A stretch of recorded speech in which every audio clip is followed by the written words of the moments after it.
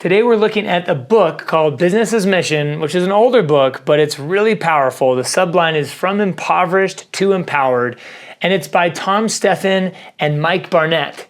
And it's actually a collection of authors from a wide variety of backgrounds, and I think you're gonna find some exciting things within it. We're gonna look at what if the biggest mission opportunities in the world did not really need more religious workers, but it needs more operators and business owners. And what if one of the most powerful tools for mission was not another free program or another small group, but actually a job that transformed their life and showed people a better way through the way they work? So in the next few minutes, I'm gonna unpack how Tom's book has been one of the most influential early books in talking about business as mission and how we can alleviate poverty by creating jobs and creating long-lasting impact through business.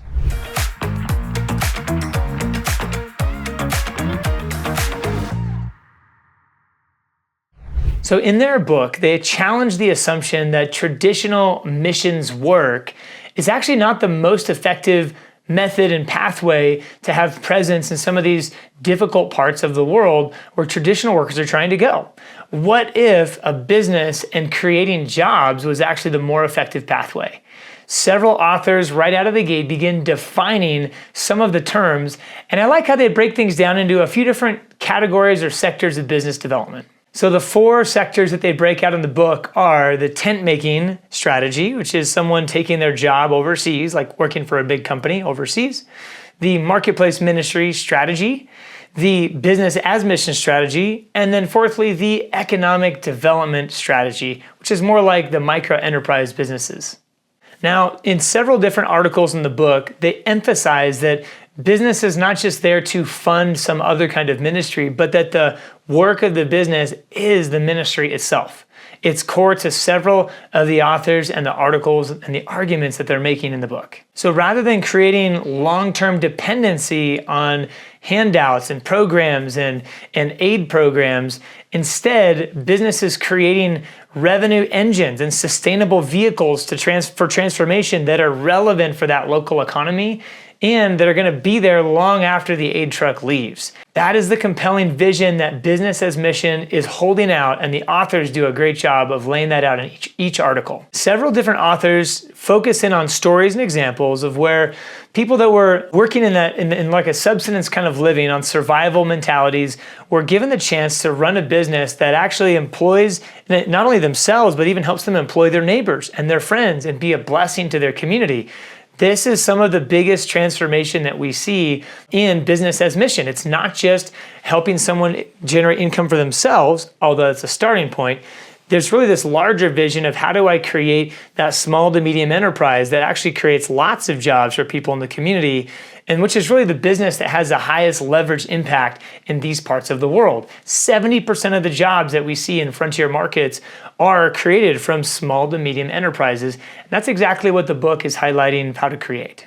So let's look to scripture for just a second and see how the Apostle Paul used business for himself to propel his ministry forward. As you see in Acts 20, Paul says, "I have not coveted anyone's silver or gold or clothing.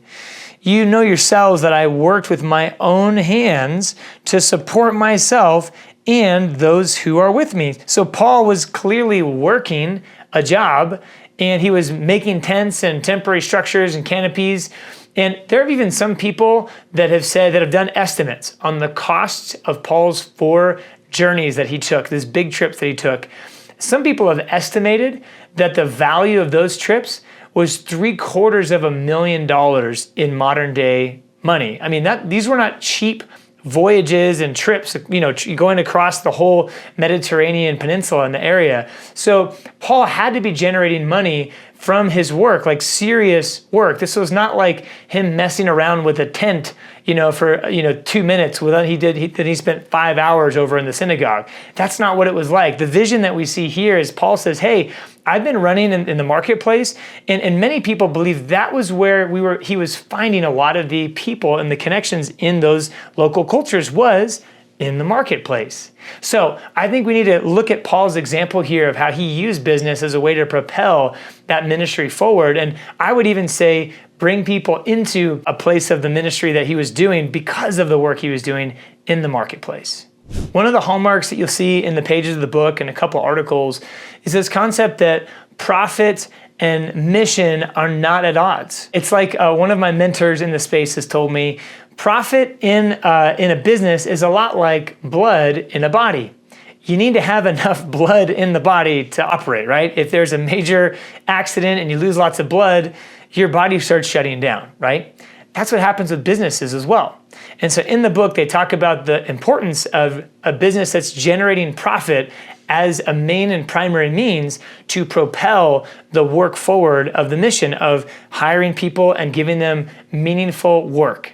And so I think we need to evaluate a profit in the right context, that this is just like blood inside of a body. I need to have enough profit to be successful and to operate this business. And when I'm getting low, so I don't pass out, I need to put some more energy in and continue to build the profit side of the business. So that's a key tenet that they talk about in the book.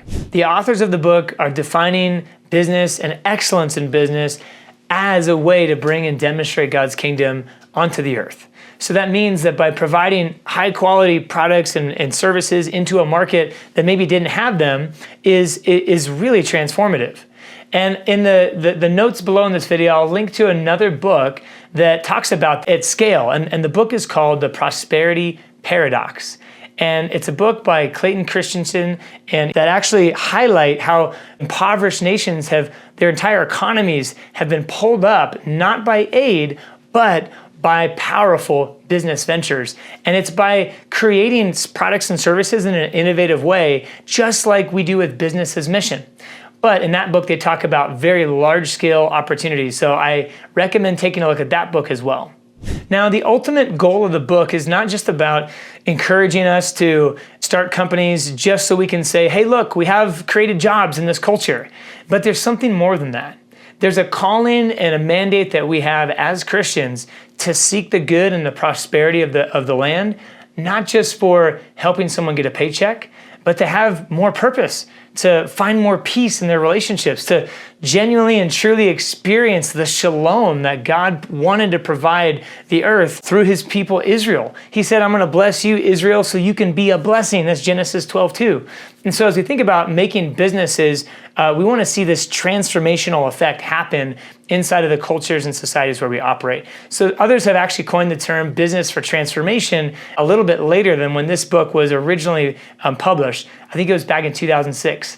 And so there's other books that we'll talk about here on this channel, but in 2006, they had a great foundational articulation of let's think about more than just jobs, let's think about transformation. And speaking about that, one other book that you should take a look at is called Business for Transformation, Getting Started by Patrick Lai. That's another one that you'll want to take a look at. It's also linked in the notes of this video. So one question comes to mind at the end of reading this book is, if business as mission is such a successful and powerful way to bring transformation to communities, then what roles are needed for the businesses to succeed? What are the key players that are needed to see a business succeed? It can't surely just be an entrepreneur by themselves. So I want to answer that question and unpack the 3 key roles that every business as mission needs to succeed. But we're going to continue that here in this next video coming up. So follow me to that video and we'll continue the conversation.